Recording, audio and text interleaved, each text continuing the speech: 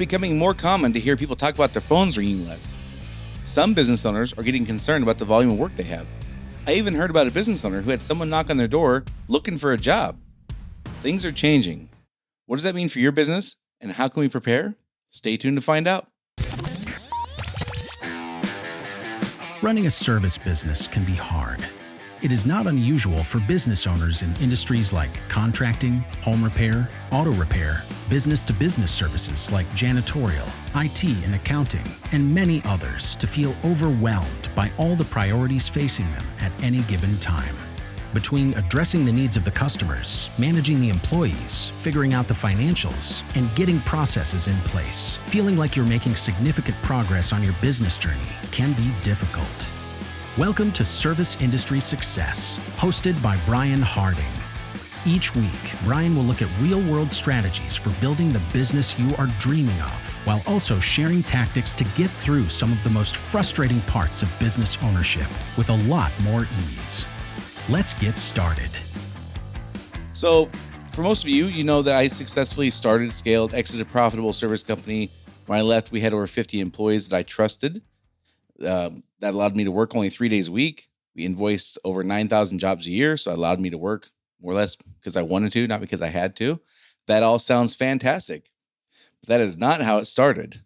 When we first started in 2011, I was working 6 or 7 days a week for the first few years, literally selling our service door to door. I would literally go park downtown of the major metropolitan area I lived, downtown the big city, and I would spend 3 days a week literally going door to door, selling our service to every restaurant, every bar, every hotel, every hospital, apartment complex, barbershop. It didn't matter. We didn't take a single paycheck until we had several full-time employees. For over 8 months, we didn't take a single paycheck, the business owners. We wasted hundreds of thousands of dollars on marketing that didn't work, all through some of the hardest times through the great financial crisis. We tried all kinds of things to make the phones ring. We wasted just an obscene amount of money. We struggled with employees and processes and profitability and knowing what to focus on with so many things changing at once. And there's just a number of other things that we just, to me, blunders to mention. So my point is, it was not the same when I left as when I started, for sure. Not only was it a part of being a business owner, learning things and figuring out what worked and what didn't, but the economic cycle was just different when we started. So I sold my business in January 2021, but we started in 2011. Prior to that, I was responsible for commercial sales for the company I worked at when the dot-com bust happened in 2001. And I was the GM of that same company for the local branch of a national service company with over 60 employees when the global financial crisis hit in 2008. So as a general manager, I had over 60 employees that I was responsible for right when the worst of all that stuff happened. And why am I telling you all this? I'm telling you this because these things happen in cycles, and we're just about to the end of this, usually decade or so long economic cycle. This time, it's been extended a little bit, but these things generally happen about every 7 to 10 years. From 2001 to 2008 was 7 years, and before that it was, in 87, and then it just on and on. So, point is, these things happen in cycles, and there are some things that would just be plain cruel of me not to share with you, having had key roles in the last two, knowing that we're on the precipice of this happening again. I think there's some key things that's important for me to share with you. Not in a panic-stricken way, and not in a, oh my gosh, bad things are coming. Difficulty's coming, and a change in priorities is coming, and we're going to talk about some things that we're going to have to do differently than we have been doing. But this is just a cycle. This is just how it goes. This is why businesses, frankly, fail sometimes, because of these economic cycles and people not preparing for them properly. So a few things I think it's important for me to share. The first one is, even though this cycle was artificially extended because of PPP money and other COVID cash and whatever, the recession is still coming. I hear people less now, but I hear people talking as if this time is going to be different. This time there will be no recession. This time it's just going to keep on going. And my business is different. And you don't understand, in my geographic area, we're busier than we've ever been. And I understand that. But those are all the same things we said in 2001.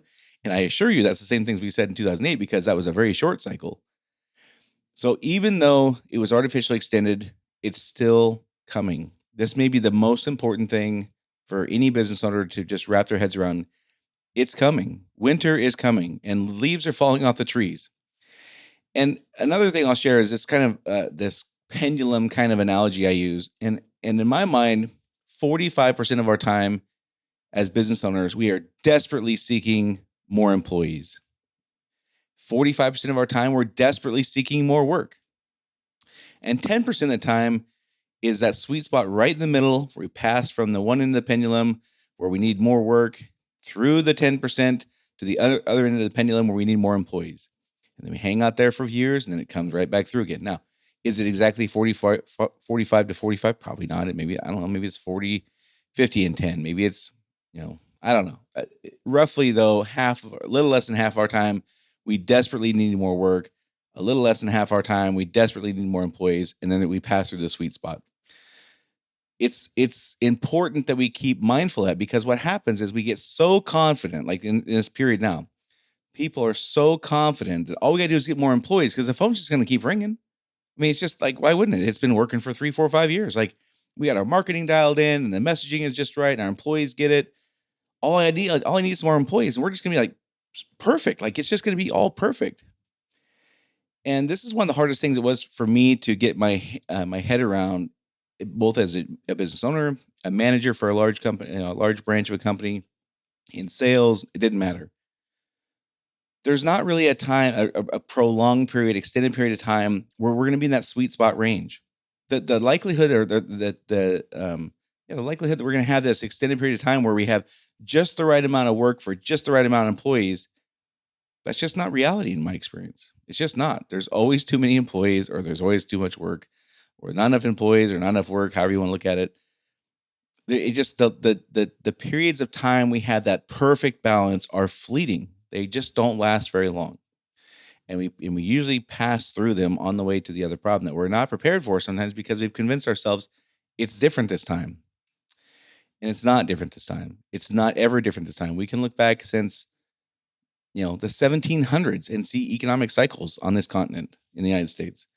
We can certainly look back since the country was founded, pre 1800, and see that these economic cycles happen. Sometimes they're really big and ugly. Sometimes they're minor, but they always happen. So that's the first thing, is just coming to the reckoning that this is not going to be different this time. The second thing is we have to stay in tune with what will be changing criteria which drive our customers' buying decisions.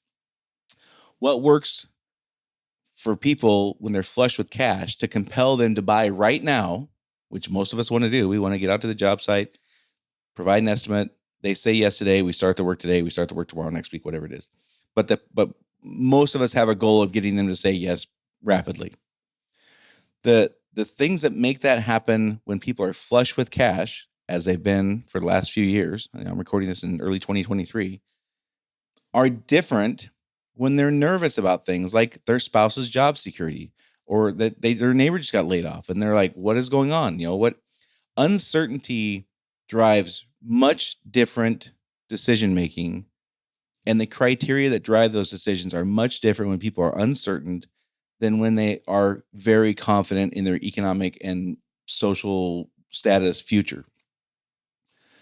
Confidence and uncertainty, the decision making is just much different. So, for example, having seen this firsthand, I will speak to this one particular thing. If you come across with a customer as unaware, not understanding, or inconsiderate about their fears, whether they're warranted or not, their fears about their financial insecurity, you will lose all trust immediately. So if we have technicians who are going out to somebody's home and they've had this period of time for years where the customers are just, money is not an issue. Like, just convincing the customer that we provide more value is the issue than brand X. That's the issue. If you approach it that way, and this person is genuinely worried about their financial future, and they're genuinely wondering, like, if I lose my house, is it going to matter if I buy this new HVAC unit? And we are not in tune with that. It comes across completely selfish and uncaring. And once that happens, you're done. Like, your technician is done. Whoever's out selling, the estimator, the salesperson, the technician, whoever's doing the sales, if they are not in tune with those different criteria, they are done. People are just less trusting in general when there's uncertainty to that degree. When you see your neighbor get laid off and you hear about the the person, the street down whose house went up for foreclosure, people are less trusting, and they just withdraw, and they make decisions differently than they do when people are worried about whether they're going to buy a boat or a jet ski with their extra money. They just do. And so our employees may need to brush up on building rapport and establishing trust under those circumstances, which are not going to be the same as it is now. So this is a critical thing that we must understand and our employees must understand. Building trust and rapport when things are going gangbusters with the economy and people are generally not worried about money. They're generally not worried about they're losing their house. They're generally not worried about their kids losing their cars and their kids' careers and whatever. It's different when they are worried about those things. Building trust and rapport is different than it. Now, do we still have to do it in both cases? Yes, of course. But it's just different. And we have to be tuned into that. And we have to spend time educating our employees about how to serve our customers more than we have, because it's frankly easier when economic times are good, and it's frankly harder when things are not good, especially on higher ticket things. Which and this is the other piece for the businesses. Again, having seen this firsthand, the company I worked for, the national company I worked for, their model during the high economic times was that over 50% of the revenue came from what they considered big ticket items, which they were big ticket. They were several $1,000s each. They budgeted for that to be over 50% of their revenue. And when those big ticket items started to fall off because of the economic cycle, people just bought those things less. They were just much more reluctant. They were willing to try more Band-Aid type repairs instead of the big replacements and stuff like that. But the company had budgeted for over 50% of the revenue to come from those big ticket items. So when that fell, it was dramatic, and it had a drastic impact on the company because they had spent as if they were going to have those things. They bought vehicles and supplies and whatever, as if that was just going to happen because that was what it was in the budget. And so this idea that we're just going to be able to keep counting on these big ticket things through an economic cycle period where people are concerned and nervous and scared, and frankly, sometimes say, I don't know if I'm going to have this house in a year. If I lose my job and my wife loses her job, the house is gone anyway. So why would I buy this thing for $10,000? Those kinds of things do happen. Now, what many people or business owners are going to say, well, I'm not going to target those people. I want high income households. That's how I'm going to avoid that problem. Well, guess what every one of our competitors is going to say? They want the same high income households. So it's just important that we prepare our business and our employees for how things are going to change. We have to start educating our employees about how to serve our customers more than we have. For many years now, it's been, quite frankly, all about the employee and keeping up with demand. How do we get more employees? How to keep ones we have? How do we keep everybody happy? If we lost 2 employees, holy smokes, we're way worse off than we are now. How do we keep up with this demand, et cetera? And quite frankly, as that changes and becomes much more customer centric, sometimes employees get angry and resentful and bitter. Employees will likely resist this idea of it's going to go back to focusing on what the customer wants. For some, all they know is this era of people not worrying too much about spending $15,000 on something new for their home or their business or whatever. They will have to be taught how to handle when people are nervous about spending $1,000. They'll have to be taught how to handle when people are not really reluctant about comparing brand X and brand Y. They're reluctant about buying at all. And we as business owners can get angry and say, well, they should know better. They should be able to understand.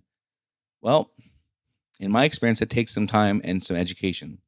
They will generally think, this is a blip. This is no big deal. We gotta get through a few weeks, few months, whatever, and we'll be right back to the races. And every day we put off teaching them what reality is and what's really going on and how to adapt. They are out there burning through calls with our customers, getting no money on each call, not selling the job, not getting the estimate closed, etc. So every day we tell ourselves they should know better. And every day they're telling themselves and us and whoever will listen that this is just a little blip. Things are going to be right back to the races in no time. Every day that happens, we are losing money. We are losing sales. We're losing the opportunities we have in front of us. It is critical that we educate people as to what's going on. So this is not something that we can just continue to say, kick the can down the road. Someday, hopefully tomorrow, hopefully today, as you're listening to this, we have to say, we have to start preparing for this. And here's the thing. What if I'm just completely, I've lost my mind and I'm completely wrong? What if? What's the downside? You get more effective at communicating with your customers, you get better training for your employees, you get a higher percentage of calls you close. Maybe you listened a few episodes ago and you start putting in a revenue follow-up plan. Okay, what's the downside to all that stuff? Versus the downside, if I'm right, historically speaking, it's pretty good batting average every 7 to 10 years. In this case, it's going to be closer to 12 or 13, I guess. But if I'm right and we don't act, there are major consequences. There are massive consequences. And we have to begin training and teaching our employees because it takes time. They're not just going to you tell them this one time in a 5-minute conversation. They go, oh, okay, got it. I got it now. I'm dialed into how to adjust to this new economic time. That is not how it works. It takes weeks or months, many months in some cases, to get employees to truly understand it's no longer about them and now it's about the customer. So more on that in a minute. First, let me tell you about something that I'm super excited about and everybody loves, which is free. If you like free, stay tuned. Listen to this. I'm getting ready to launch a completely new group for business owners just like you, and I'd like you to invite you to come check it out for free. One of the things I've learned over the last few years is that people I work with learn a ton from and really enjoy having an open forum where they get to ask and get answers to questions they frankly can't ask anywhere else. They also appreciate getting to learn from the questions that their fellow business owners ask in those same groups. This is what's prompting me to launch this new group exclusively for contractors, home service providers, and B2B service companies who have technicians that will go out and service their customers. So if you're a contractor, a B2B service company, or a home service providing company, and you send technicians somewhere to fix things or do things, this group is for you. Each week, I'll do a few minutes of training on a relevant topic, and then we'll open the conversation up for Q&A about anything going on in your business. So examples of questions have been asked and answered in these other groups I run. Here's one that happened a couple weeks ago. I'm thinking of bringing on a partner. What should I be considering when I make a decision on that? I say, well, based on my experience having partners and based on my experience working with companies who have partners, here's what I would recommend. Another question was, I have an employee who's resentful and angry because they didn't get a promotion. Somebody else got it. How do we handle that? We can't lose this employee. What do we do? Another one was, I'm going to be taking a week off for vacation and I won't have phone or email access. How do I prepare my team? They've never had to deal with this before. I mean, woohoo, first vacation. That's awesome. A great milestone. And how do we get our team prepared to make sure everything's covered? Another one was, how do I fire an employee in a way that will make it easier for everyone? I have to fire this person. I want to just make sure I make it as easy for everyone involved as possible. How do I do that? Another one was, I feel like I'm almost ready to get out of a revenue producing role. When will I know it's time? And how do I take that leap to get out of a truck and start being a business owner, not being a technician in my own company? We've covered things like, I need a new vehicle. Should I lease or buy? Or how is the line of credit supposed to work? These are the kinds of things that people just ask openly about. Here's a specific thing going on in my business. How do I deal with it? What do I do? And that's exactly what this membership is going to be all about. It offers immediate questions to your most pressing questions, which can only be effectively answered by someone who's been right where you are. It offers training to identify and fix the root cause of your problems, as well as understanding the order in which problems should be addressed to make your life easier. That's a critical thing, is knowing which order to take things on. It offers mentorship and support with developing systems around tasks you don't like doing so they can be delegated easier and faster, allowing you to get back to what you really enjoy doing. It breaks down your pain points into actionable step-by-step solutions you can implement right away. It gives you the skills to establish effective controls using proven strategies to give you the freedom you want. It gives you the confidence from knowing when to trust and go with your instinct and when to do what's necessary, but absolutely counterintuitive. One of the biggest reasons business fails because we tend to do what we think feels right. Half the time that's correct, and half the time it's absolutely the wrong thing to do. The membership delivers a weekly Zoom call, which provides guidance along the service industry success path I mentioned, and immediate questions answers to questions you have about your business from someone who's been right where you are, plus the other people in the room, the other business owners there who have great insights as well. You have access to proven step-by-step systems and proprietary resources so you can build the business you're dreaming of. So not only do you get access to the immediate problem solving, you'll also have access to my entire library of video courses. And you get membership in a community of business owners who are facing or have already overcome the same exact problems you're facing now. So you can come check this out for free, the first meeting at no charge. And if you like it, you can join for the introductory price, which is less than $250 a month. If you're interested, just go to my Facebook page, facebook.com/service industry success, and DM me and just say group. All you gotta do is send me a message that says group. I'll reach back out and I'll get you the rest of the information. That's right. It's so new. I don't even have a website built yet. I'm literally just going to be launching this here in the next week or two. So go to my business Facebook page, facebook.com/service industry success, and DM me the message group, and I'll reply back, and we'll get the details worked out from there. All right. So the first thing we got to do on this whole pendulum changing thing, it's imperative that we recognize that history repeats itself. The economic cycle always goes through a slowdown. This time is not going to be different. If you have somebody advising you, telling you, yeah, but this time it's different. Yeah, but our company is so new and fresh and exciting. Our industry is recession proof. Our industry is, I'm telling you, this is going to affect everyone. It always does. Again, historically, from my perspective, 45% of our time we're looking for more work, 45% of the time we're looking for more employees, and we have that 10% sweet spot we pass through from one extreme to the other. We get so confident, all we have to do is get more employees, the phone's just going to keep ringing. And when it stops and we haven't prepared for it, it's brutal. It's brutal. We have to prepare for this. We have to stay in tune with what's the changing criteria driving our customers' decision making. We have to stay tuned in with what works with people when, building rapport and trust, things like that. It's just different when they're flush with cash and when they're nervous. As soon as big layoffs are coming and you see foreclosure signs going up on houses, the mood is just different out there, and we have to adapt. We have to spend more time educating our employees about how to serve our customers more than we ever have. Even if you're doing a lot now, you're going to have to do more. And we're going to have to educate our employees about it's keeping up with what the customer wants. It's going to be all about the customer now. It's going to be a big shift. And, it's going to be a shift away from what's in it for the employee, which we still have to have very confident people.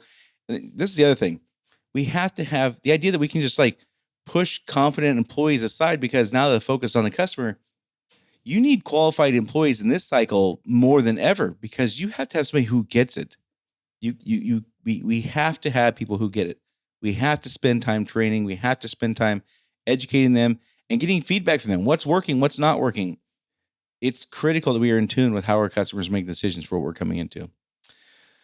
For some employees, all they know is this era of people not worrying about spending big money on things for their houses or cars or whatever it is that you do. It's a complete shock for some people. Imagine coming out of your trade school or starting your career in your industry in 2013 at 21 years old, and all you've known is this huge cycle of people just saying yes all the time. Man, that is not the way it is all the time. So we have to train them. We have to prepare them. We have to show them this is what's coming, and we have to get them prepared to take care of our customers so our customers say yes to us. And again, we can get angry and say they should know better or they should understand. Employees should get it. I shouldn't have to tell them this. Every day we're doing that, we are losing money.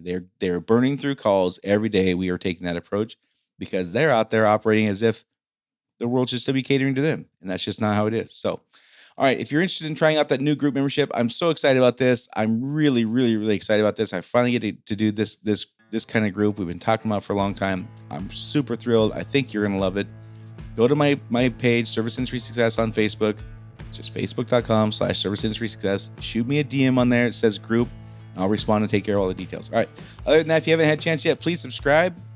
Again, we grow these podcasts 3 ways: subscribe, share, ratings, and reviews. That's it. Those are the 3 things. So please subscribe if you haven't yet.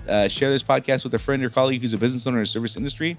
We want to help as many people as we can, especially coming into what we're coming into. It's critical that if you care about somebody who owns a business in the service industry, please share this podcast with them. You never know what little tidbits they might pick up here and there that could make all the difference in saving their business or making their business absolutely take off. Also, if you haven't had a chance yet, give us a rating review. Really appreciate that. You can spare a couple minutes. Other than that, you guys have a fantastic week. That's it for this week. I'll see you all next week.